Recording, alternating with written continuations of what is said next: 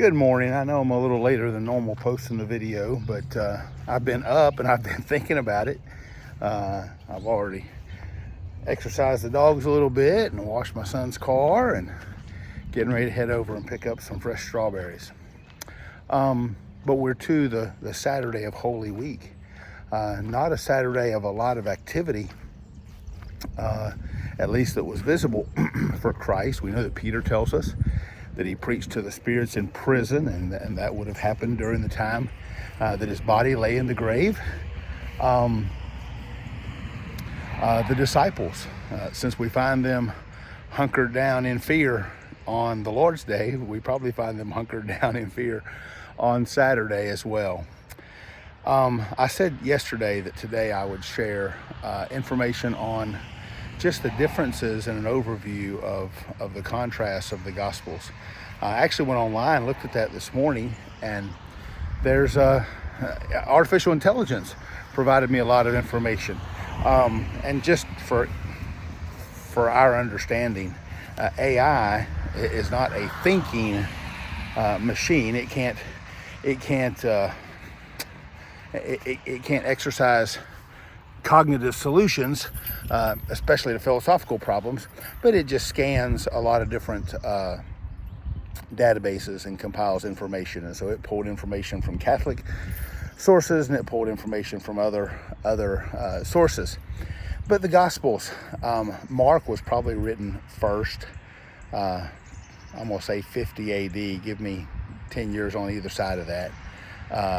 And then Matthew was written, and so the second gospel written first, the first gospel written second. Matthew would have come 5 or 10 years later. Luke then 5 or 10 years after that. John would have written his gospel last, and probably around 90 to 100 AD. So we're talking about at least 50 to 60 years after the death of Christ. Matthew, Mark, and Luke are synoptic gospels. They share much of the same stories. But Matthew writes to a Jewish audience. He says a lot about the future of Israel. He says a lot about Christ and his kingdom. Matthew and Luke share more parables than the other two. Matthew and Luke give us more extended sessions of Christ's teaching than Mark or John. Luke, on the flip side, shows Christ's humanity. Luke was a physician, and so he brought in more physical elements of Christ really in the body. And he pointed out a lot of anatomical information and traits. Mark is the shortest gospel. Mark likely got his information from Simon Peter, and then, like I said, wrote the gospel first. Matthew and Luke probably considered Mark as a source. That's why those three are called the synoptics. They share a lot of the same information. John comes along last. John is actually my text for Easter Sunday, both in the sunrise service as well as the 10:30 worship service. And John actually finished his gospel in chapter 20, and then it looks as if chapter 21 is a supplement, an add-on, a prologue. Because he wraps it up in chapter 20 and then wraps it up again in chapter 21. He wraps it up in chapter 20, and then chapter 21 says, after these things, and he shares some more, specifically about Simon Peter's restoration following his denial, and then his commission to feed the Lord's sheep. John tells us in his gospel, he said, much could have been written that isn't written. He said, but these things are written, these 7 I am statements that John records, these 7 miracles specifically that John records. He said, these things are written that ye might know that Jesus is the Christ, the Son of God. That means that Jesus is the promised one. Jesus is the ultimate. And that believing you might have life through his name. And so I certainly love John's perspective. Maybe you have a favorite gospel. Maybe you didn't even know why that was your favorite, but it's your go-to when you want to look. And as I said, I probably avoid Matthew the most. It has some difficult texts to translate.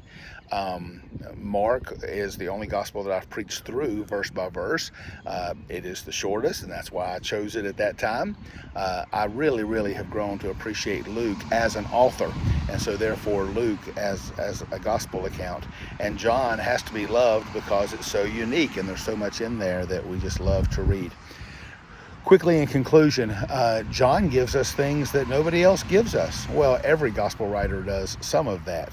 Luke's the only one that tells us the two disciples who went into the city to prepare the upper room for the Passover are Peter and John.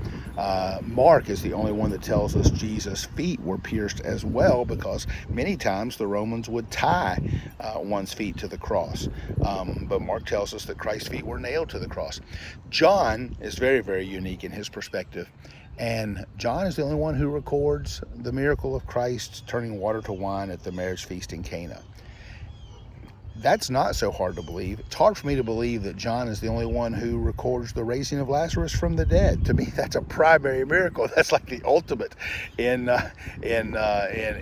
miraculous activity. But nevertheless, these gospel writers, man, my goodness, 4 different perspectives, but no contradiction.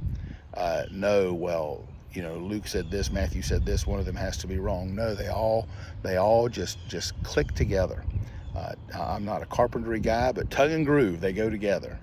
And we ought to have a deep appreciation for the gospel writers and the information that they give us.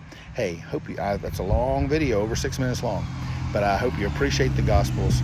I hope you'll consider Christ and what he's done for us today. And I look forward to the resurrection celebration tomorrow, 6:30 a.m. in front of our sanctuary for our sunrise service. So getting the day off early. I hope you will have a great rest of your weekend. Take care and God bless.